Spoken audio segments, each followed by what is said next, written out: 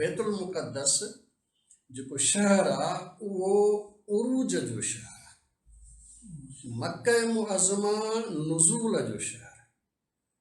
इन्हनि ॿिन्ही शयुनि खे जेको आहे सम्झण जी ज़रूरत आहे। हीअ खाने काबा जे लाइ चयो वियो त इहो बिल्कुलु उन जाइ ते आहे जिते चोथें आसमान ते बैतुल मामूर आहे। तंहिंजे करे बैतुल मामूर जो ॼण त नुज़ूल आहे खाने काबा, रसूल करम जो नुज़ूल खाने काबा, अली अलैहिस्सलाम जो नुज़ूल मक्का मुअज़्ज़मा खाने काबा। तंहिंजे करे मक्को नुज़ूल जो शहर आहे। इहो नबियत जे लिहाज़ खां उरूज जो शहर न आहे। तंहिंजे करे रसूल करम जॾहिं मेराज ते वञनि था त उन्हनि खे बि मस्जिद अक्सा वञिणो थो पए, बैतुल मुक़द्दस वञिणो थो पए, ताकी उतां मेराज ते वञनि। ओस ताईं ज़मीनी सफ़र आहे, इसरा आहे, ऐं उतां खां पोइ उरूज आहे जेको आसमानी सफ़र आहे, जेको मानवी दुनियानि जो सफ़र आहे। इन मां मालूम थो थिए त बुनियादी तौर ते मक्का मुअज़्ज़मा नुज़ूल जो शहर आहे ऐं इहो बैतुल मुक़द्दस उरूज जो शहर आहे, इहो मेराज जो शहर आहे। तंहिंजे करे असां वटि मज़हबी लिहाज़ खां हिन जी बुनियादी अहमियत इहा आहे। असां जेकॾहिं पंहिंजे रिवायात खे ॾिसूं तॾहिं बि असांखे मालूम थींदो त असांजे रिवायात में आहे, अहादीस में आहे, अहले बैत जे अहादीस में आहे त बैतुल मुक़द्दस हिकिड़ो राज़ आहे ऐं इन जो राज़ तॾहिं ज़ाहिर थींदो जॾहिं इमाम ज़माना ज़ाहिर थींदा। हिकिड़ी रिवायत में चयो वियो आहे त बैतुल मुक़द्दस जो राज़ करबला आहे। करबला बैतुल मुक़द्दस जो राज़ आहे, इन जो मतिलबु छा आहे? असांखे रिवायतुनि में मिले थो, शिया सुन्नी ॿिन्ही तरफ़नि खां जेको आहे बयानु कयो वियो आहे त जंहिं ॾींहुं करबला में इमाम हुसैन अलैहिस्सलातु वस्सलाम जी शहादत थी आहे, आशूर जो ॾींहुं ऐं सन 61 हिजरी, उन ॾींहुं इन बैतुल मुक़द्दस शहर मां जेको बि पथर खयो पियो वियो त हेठां ताज़ो खून पियो निकितो। हाणे करबला ऐं इहो बैतुल मुक़द्दस जो ताल्लुक़ असांखे दीनी मज़हबी लिहाज़ खां चङे नमूने सां सम्झण जी ज़रूरत आहे त इमाम हुसैन अलैहिस्सलाम जो खून किरे करबला में थो, लेकिन निकिरे वरी बैतुल मुक़द्दस में। इन जो मतिलबु आहे त बातिन ॿिन्ही जो हिकिड़ो ई आहे, असुल रूहानियत ॿिन्ही जी हिकिड़ी आहे। इमाम हुसैन अलैहिस्सलातु वस्सलाम जो खून जेको करबला में किरे थो ऐं वरी उनजो इज़हार बैतुल मुक़द्दस में थिए थो, इन मां मालूम थिए थो त करबला बे हिकु तरह सां नुज़ूल जो शहर आहे, बैतुल मुक़द्दस आहे जेको इहो उरूज जो शहर आहे। तंहिंजे करे जंहिं बि इंसान खे ख़ुदा ताईं पहुचणो आहे उन जे लाइ हिन दुनिया मां मानवी दुनियाउनि में वञण जो दरवाज़ो इहो बैतुल मुक़द्दस आहे। तंहिंजे करे करबला खे मञण वारो कॾहिं बि बैतुल मुक़द्दस खे सियासी मसइलो न सम्झंदो। इन करे त बैतुल मुक़द्दस ऐं करबला ॼण त ॿ पंहिंजा जाड़ा शहर आहिनि। हिकिड़े जी मानवियत ॿी जी मानवियत सां मिले थी, हुनजी रूहानियत हुनजी रूहानियत सां मिले थी। ऐं एतिरे क़दुरु जो इमाम हुसैन अलैहिस्सलातु वस्सलाम सां ॿिन्ही शहरनि जो ताल्लुक़ आहे, एतिरो क़दुरु ताल्लुक़ आहे इमाम हुसैन अलैहिस्सलाम जो करबला में खून किरे ऐं इज़हार उनजो बैतुल मुक़द्दस मां थिए। तंहिंजे करे बैतुल मुक़द्दस इन तरह सां ॼण त इमाम हुसैन जी अज़ादारी कई आहे। इहो अज़ादार शहर आहे इमाम हुसैन अलैहिस्सलाम जे हवाले सां। तंहिंजे करे हिकिड़ी रिवायत ॿी जेका असांखे मिले थी ऐं उसूल काफ़ीअ में बि आहे ऐं मुंतहिल आमाल में बि शेख मुहद्दिस क़ुरनी जेको हुनखे रिवायत कयो आहे, इमाम मूसा काज़िम अलैहिस्सलातु वस्सलाम जे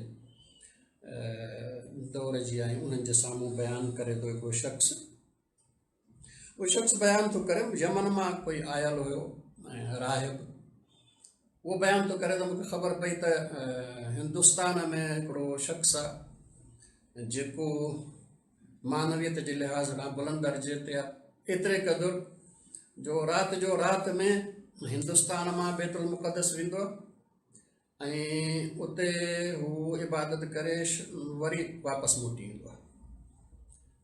एतिरे क़दुरु बुलंद चुको आहे उहो रूहानी हुनजी हैसियत आहे। चवे थो मां जेको आहे उहो सफ़र करे वञी पहुतुसि उते हिंद में, हिंदुस्तान में, हुन शहर में। ॿुधायो वियो त उहा शख़्सियत जेका आहे उहा पंहिंजे इबादत गाह में जेको आहे उहो अंदरि हूंदी आहे, दरवाज़ो हुनजो बंदि हूंदो आहे, साल में सिर्फ़ु 2 दफ़ा निकिरंदो आहे, उनखां अलावा ॿाहिरि निकिरंदो ई कोन्हे को। तंहिंजे करे ऐं मूंखे ख़बर पई त उहो अञा उनजो वक़्तु जेको न आहे।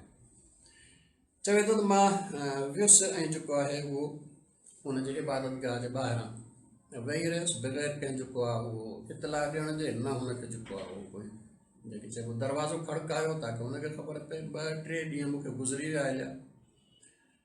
3 ॾींहंनि खां पोइ ॾिठुमि त हिकिड़ी ॻऊं आहे जिते कुझु सामान लॾियल आहे, उहो जेको आहे उहो ॿाहिरि खां अचे पई ऐं अंदरि वञे पई।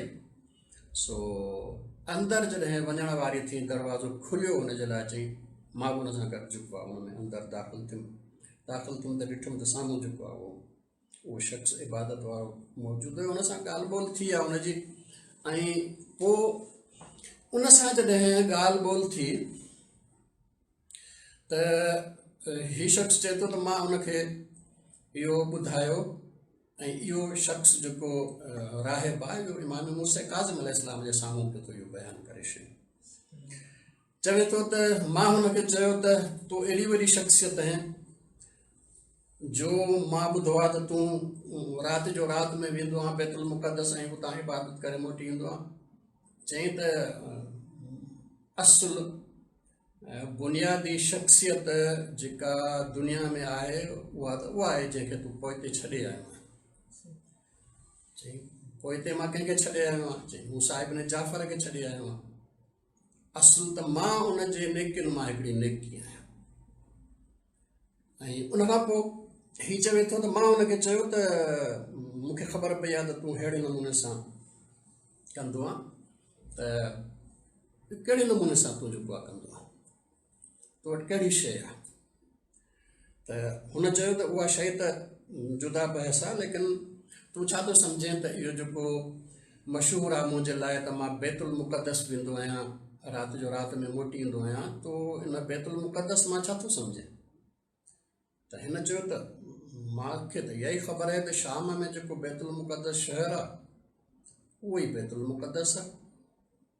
चवणु लॻो त इहो ज़ाहिर आहे, बैत अल मुक़द्दस, चवणु लॻो इहो बैतुल मुक़द्दस असल में बैत आले मुहम्मद आहे, ऐं उनजी शख़्सियत बुनियादी तौर ते उहा आहे जेके तूं पोइ ते छॾे आयो आहे, मूसा इब्न जाफ़र अलैहिस्सलाम खे।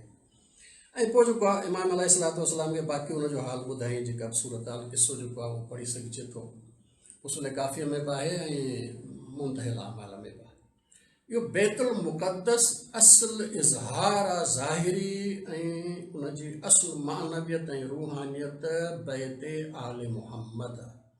तंहिंजे करे कोई इंसान नथो चई सघे त बैतुल मुक़द्दस कोई सियासी मसइलो आहे, हिनजो मज़हब आहे या असांजे दीन सां कोई तालुक़ु कोन्हे को। मुस्तक़बिल में बि हिनजो दीन ऐं मज़हब सां तालुक़ु आहे। हुनजो सबबु इहो आहे त असांखे मालूम आहे त इमाम ज़माना अलैहिस्सलाम जन जॾहिं क़याम फरमाईंदा त उन्हनि जे क़याम में बैतुल मुक़द्दस जो हिकिड़ो वॾो अहम हिसो ऐं किरदारु आहे। हिकिड़ो किरदारु जेको आहे उहो इहो आहे त जॾहिं इमाम अलैहिस्सलाम ज़ाहिर थींदा त इमाम अलैहिस्सलाम जो ज़ुहूर थींदो मक्का मुकरमा में।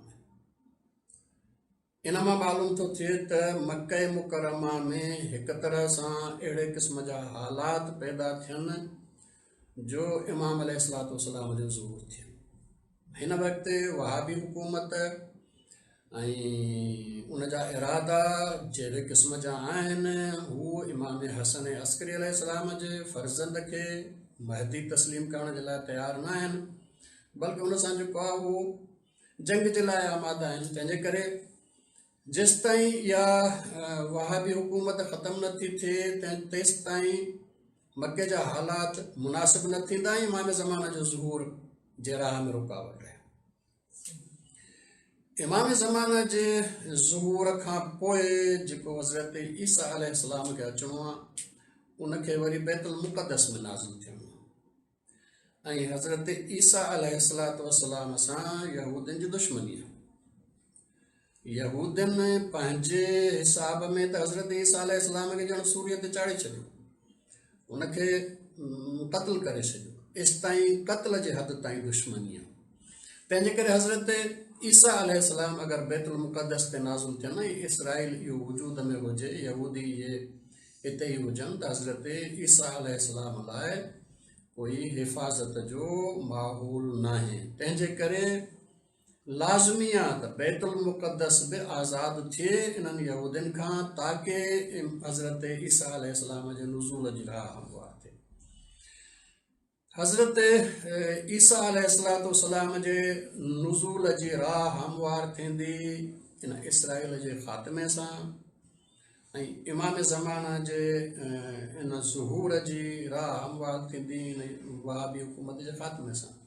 तंहिंजे करे इन्हनि ॿिन्ही जो ख़ात्मो दीनी ज़रूरत आहे, इन्हनि ॿिन्ही जो ख़ात्मो मज़हब जी ज़रूरत आहे। इमाम ज़माना अलैहिस्सलातु वस्सलाम जे ज़ुहूर जे लाइ इहे ॿई रुकावटूं आहिनि। इन्हनि ॿिन्ही रुकावटुनि खे, अहम तरीन रुकावटुनि खे ख़तमु करण जी ज़रूरत आहे। ऐं जेको बि इन जे लाइ कमु करे थो, दीन जे लाइ कमु करे थो।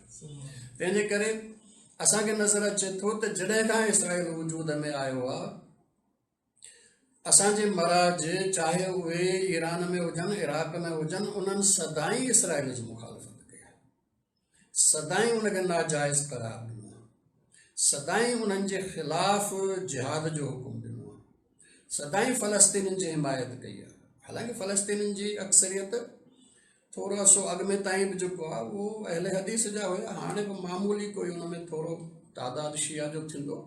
लेकिन मराजे जे हवाले सां जेके असांजा दीनी मर्ज आहिनि, मुख़्तलिफ़ तारीख़ में रहिया 1948 खां पोइ जॾहिं खां इसराइल वजूद में आयो आहे, मुसलसल उन्हनि इसराइल जी मज़म्मत कई आहे, इसराइल खे ग़ैर क़ानूनी करार ॾिनो आहे ऐं इनखे दीनी लिहाज़ खां ग़ैर क़ानूनी करार ॾिनो आहे, छो त इहो उहो शहर आहे जिते हज़रत ईसा अलैहिस्सलाम खे नाज़िल थियणो आहे।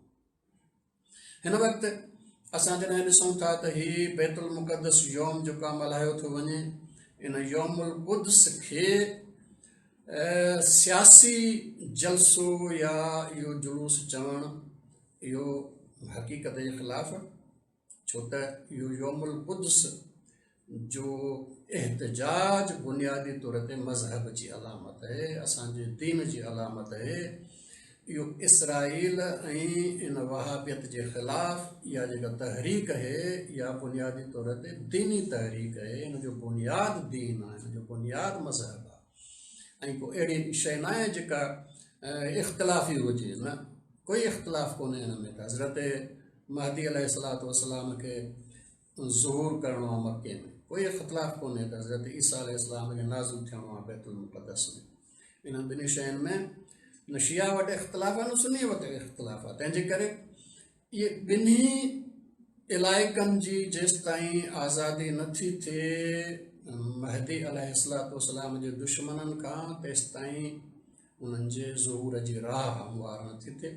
तंहिंजे करे असांजी ज़िमेदारी आहे त असां कमु कयूं ताकी इमाम आख़िर जी इन ज़ुहूर जी राह हमवार थिए। हिन वक़्तु मग़रिबी दुनिया जो कोई मफ़ाद वाबस्ता कोन्हे, तंहिंजे करे इसराइल तमामु घणी कोशिश खां पोइ इन ट्रम्प खे जेको आहे उहो आंदो आहे, जॾहिं त अमेरिका जी ख़ुदि अक्सरियत जेका आहे उहा हिनखे चूंडण जे लाइ तयारु कोन हुई। तंहिंजे करे हुन ॾिठो त मुंहिंजो वजूद ख़तरे में आहे इसराइल जो, तंहिंजे करे अहिड़ो माण्हू आंदो जेको सिर्फ़ु ऐं सिर्फ़ु जेको आहे उहो इसराइल जो मफ़ाद ॼाणे थो, या वरी जेको आहे पंहिंजे तिजारत जो मफ़ाद ॼाणे थो। टी शइ हुन वटि जेका आहे उहा आहे ई कोन।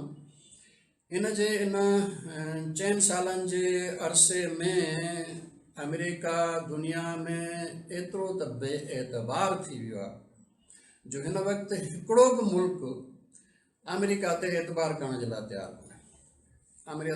अमेरिका बेएतबार मुल्क जेको आहे थी वियो आहे, हता के मग़रिबी दुनिया जे नज़रनि में, हता के बरतानिया जे नज़रनि में, एसि ताईं जो ख़ुदि इसराइल जे नज़र में, ख़ुदि जेके अॻु में नेटो में हिन जा क़रीब तरीन साथी हुआ, मिसाल तौर जर्मनी या फ्रांस हुयो, इहे सभु हिन वक़्तु कंहिं बि तरह सां अमेरिका खे क़ाबिल एतबार सम्झण जे लाइ तयारु न आहिनि। हिन कोरोना ख़ासि तौर ते वरी अमेरिका जे बेएतबार हुजण खे सभिनी जे साम्हूं वाज़े करे छॾियो आहे।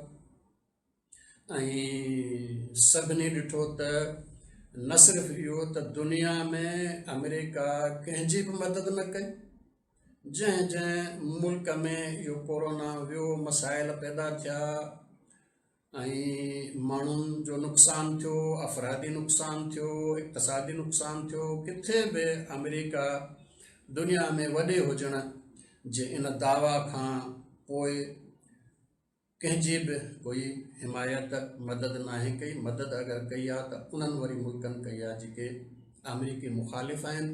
तंहिंजे करे अमेरिका वॾे हुजण वारो जेको हिकिड़ो पंहिंजो हुन जो नारो हुयो, उहो बि पाण विञाए छॾियो आहे। ही 4 सालनि जी इहा कारकर्दगी आहे जेका असांजे साम्हूं आहे। तंहिंजे करे असांखे जल्द ई हालात तब्दील थींदा नज़र पिया अचनि। मुसलसल मिडल ईस्ट में तब्दीली पई अचे ऐं असां ॾिसूं था त सूरत हाल थोरे ई अरसे में जेको आहे बिल्कुलु बदिलजी वेंदी। तंहिंजे करे असांखे यौमुल क़ुद्स खे विसारणु न घुरिजे। यौमुल क़ुद्स असांजो मज़हबी बुनियाद रखे थो, दीनी बुनियाद रखे थो।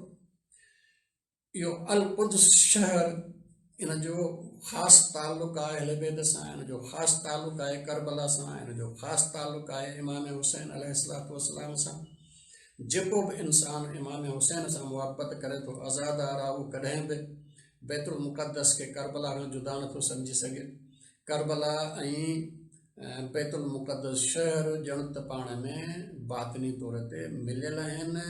मक्का मुअज़्ज़मा नुज़ूल जो मक़ाम आहे ऐं बैतुल मुक़द्दस उरूज जो मक़ाम आहे। इहो असां वटि वाज़े नमूने सां आहे। अल्लाह तबारक व तआला असां सभिनी खे इन यौमुल क़ुद्स खे वाक़ई सम्झण जी तौफ़ीक़ इनायत फ़रमाए ऐं असांखे हिननि हालात मां निकिरण जी तौफ़ीक़ इनायत फ़रमाए। अल्लाह तबारक व तआला पंहिंजो रहमत जो सायो असां ते बरक़रार रखे ऐं इमाम ज़माना जी ज़ुहूर में जल्दी फ़रमाए इंशाअल्लाह। अस्सलामु अलैकुम व रहमतुल्लाहि व बरकातहू।